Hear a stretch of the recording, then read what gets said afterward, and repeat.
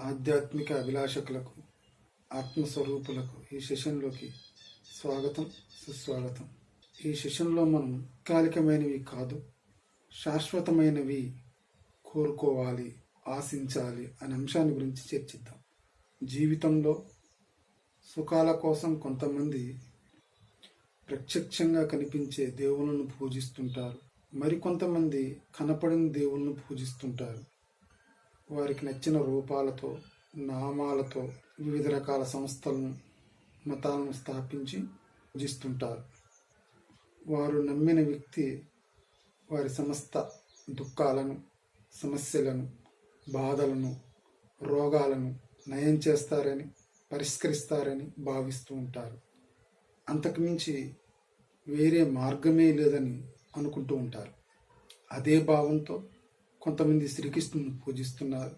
అదే భావంతో కొంతమంది జీసస్ను ప్రార్థిస్తున్నారు.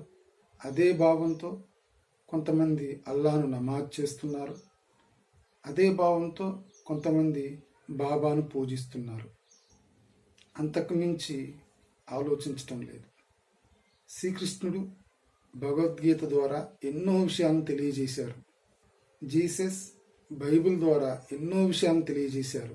మహమ్మద్ ప్రవక్త ఖురాన్ ద్వారా ఎన్నో విషయాలను తెలియజేశారు. బుద్ధుడు అష్టాంగ మార్గం ద్వారా ఎన్నో విషయాలను తెలియజేశారు. కానీ మానవులు వారి బోధనలను పట్టించుకోకుండా, వాటిని ఆచరించకుండా కేవలం పూజించటానికే ప్రాముఖ్యతనిస్తున్నారు, ప్రార్థించటానికే ప్రాముఖ్యతనిస్తున్నారు, నమాజు చేయడానికే ప్రాముఖ్యతనిస్తున్నారు. అంతేకాని వారి బోధనలను అర్థం చేసుకొని ఆచరించడానికి ప్రయత్నం చేయలేకపోతున్నారు. అలా వారి బోధనలు ఆచరించడం ద్వారా దుఃఖాన్ని శాశ్వతంగా తొలగించుకోవచ్చని, కష్టాలకు శాశ్వత నివారణ మార్గం ఏర్పడుతుందని అర్థం చేసుకోలేకపోతున్నారు. తాత్కాలికం కాదు, శాశ్వతం కోసం ప్రయత్నించాలి. తాత్కాలిక సుఖాలు కాదు, శాశ్వత సుఖాల కోసం ప్రయత్నించాలి. పూజించడం ద్వారానే సమస్త దుఃఖాలు పోయేటట్లయితే శ్రీకృష్ణ భగవానుడు భగవద్గీతలో అన్ని శ్లోకాలు బోధించటం దేనికి?